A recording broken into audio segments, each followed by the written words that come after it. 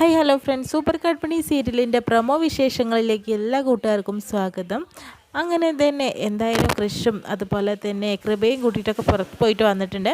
അപ്പോൾ സാഗറിനോടും അതുപോലെ സുജാതയോടും ആൻറ്റിയമ്മയോടൊക്കെ പറയുന്നുണ്ട്, ഞാൻ എന്തായാലും ഇന്ന് ഞങ്ങൾ പുറത്തിറങ്ങിയ ദിവസമല്ലേ, അതുകൊണ്ട് തന്നെ നിങ്ങൾക്ക് എല്ലാവർക്കും കൂടി ഒരു നല്ലൊരു കോഫി ഉണ്ടാക്കി തരാൻ പറയുന്നുണ്ട്. കൺമണി പഠിപ്പിച്ച് നല്ല കോഫി ഇടാൻ അവിടെ നല്ല രസത്തിൽ തന്നെ നമ്മുടെ കൃഷി കോഫി ഉണ്ടാക്കുന്നത് ആൻറ്റിയമ്മ കണ്ടുകൊണ്ടിരിക്കുന്നുണ്ട്.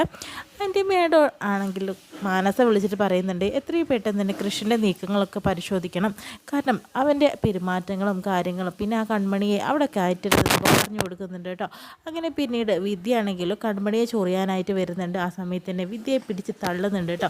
അത് അവൾക്ക് ഇത്തിരി വേണം എന്നുള്ളത് തന്നെ കൺമണിക്ക് നല്ലപോലെ അറിയാം. എപ്പോഴും അവളെ ഭരിക്കാനായിട്ടല്ലേ വരുന്നത്.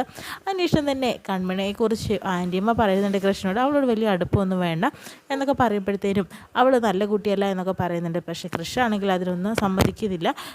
കൃഷി പറയുന്നുണ്ട്, ഞാൻ മാനസയെ കല്യാണം ഉറപ്പിച്ചിട്ടില്ലായിരുന്നെങ്കിൽ ഞാൻ കൺമണിയെ തന്നെ വിവാഹം കഴിക്കുമായിരുന്നല്ലോ എന്ന രീതിയിലൊക്കെ ആൻറ്റിയമ്മയോട് പറയുന്നതായിട്ടാട്ടോ.